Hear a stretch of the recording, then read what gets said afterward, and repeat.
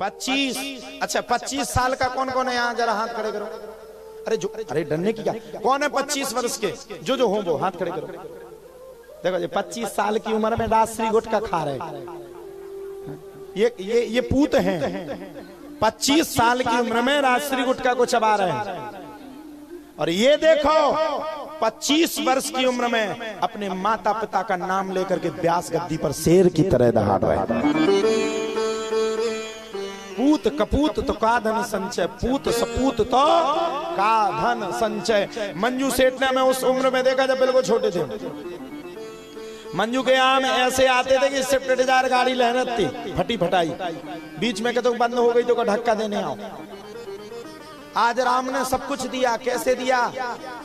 राम देने वाले हैं, भगवान देने वाला है, लेकिन लेने वाले तो बन जाओ जब तो देगा वो। इसलिए क्या बनना है? पूत ही बनना है, कपूत कभी मत बनना। कपूत बनोगे तो जिंदगी नष्ट हो जाएगी। राम पिता के कहने पर बन गए, और जैसे ही बन गए सो वहां तो दुष्टों का अत्याचार ज्यादा था। इतना अत्याचार जिसकी कोई सीमा नहीं। चक्रवर्ती जी महाराज ने दोनों भाइयों को विदा किया। रास्ते में जैसे पहुंचे ताड़का आ रही थी।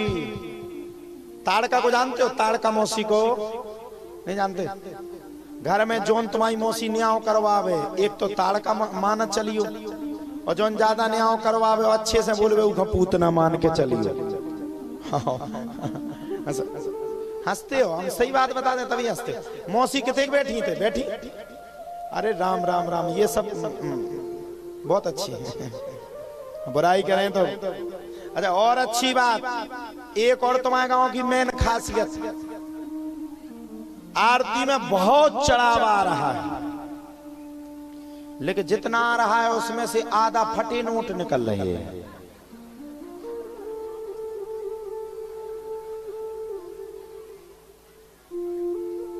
कल महाराज जी पैसा के लिए 4,500 निकले, 2,500 में गांधी जी थे ही नहीं। का कॉल खाए तो क्या हमारी लाने? वाह वाह वाह, तो बिन नोट ले लो, हमें दूसरे दो भैया, मर जे हैं। चलो अच्छा, जिसका दान कहीं ना चले उसका दान महाराज जी के पास चलता है। का कहते महाराज, अगर कछू कहे तो ठूसा मार दे तुरंत।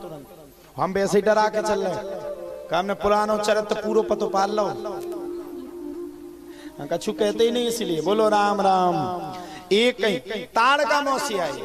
जब ताड़का मौसी आई तो देखा भगवान ने लक्ष्मण जी को क्रोध आया, और जब लक्ष्मण जी को, वो तो चिघाड़ रही थी, चिल्ला रही थी, तेज ध्वनि कर रही थी। लक्ष्मण जी ने कहा अभी हार मार देंगे। भगवान बोले ठहर जाओ, अभी तुम मत मारो।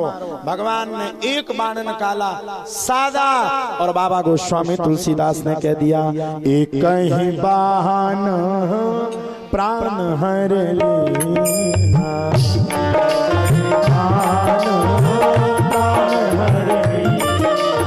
एक ही बाण प्राण हर लेना,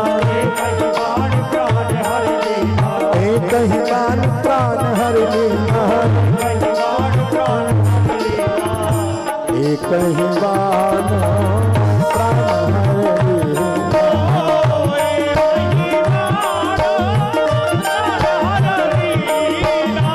तीन जानते ही निज पद दीना, तीन जानते ही निज पद दीना।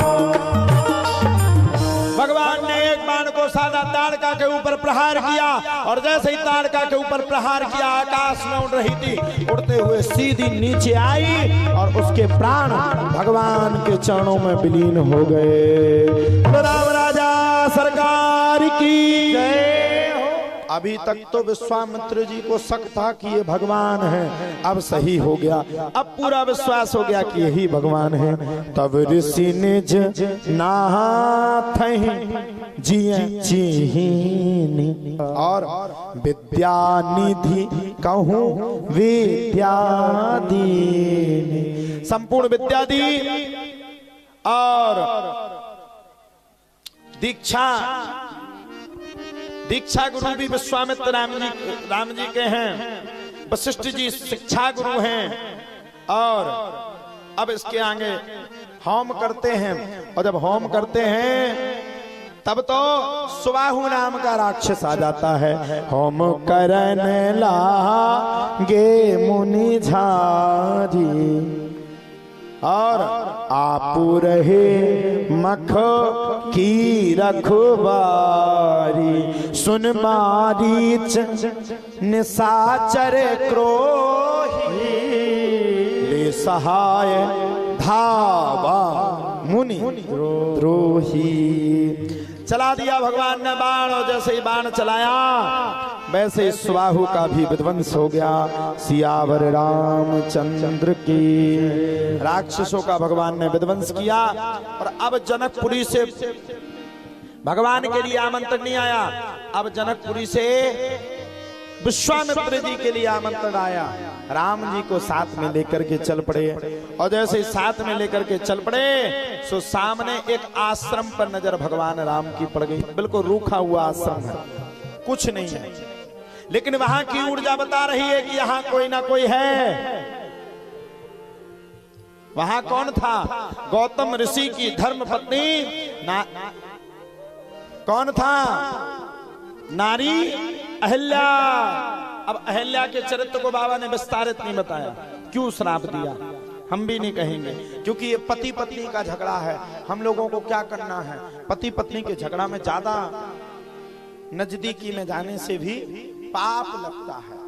भगवान ने कहा ये किसका आश्रम है? तब कहा गौतम नारी श्राप बस उपल देह धरि धीर, चरण कमल रज चाहती, कृपा करहूं रघुवीर। समझ गए भगवान? तुरंत अहिल्या भगवान की मन ही मन स्तुति करने लगी। परस्त पद पावन शोक न सावन, प्रकट भई तप पुंज सही। भगवान समझ गए मुनि श्राप जो दीना, अत भल कीना, परम अनुग्रह में माना।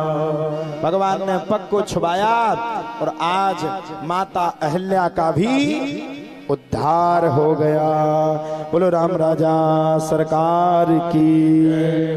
अब अहिल्या का उद्धार करते करते शाम का समय आ गया। सरसई वाले जितने कथा सुन रहे थे वो ऊब गए, उनका मन हुआ कि कथा विश्राम पे चली जाए, सो भगवान भी विश्राम की ओर चल पड़े। बोलो सियावर रामचंद्र की।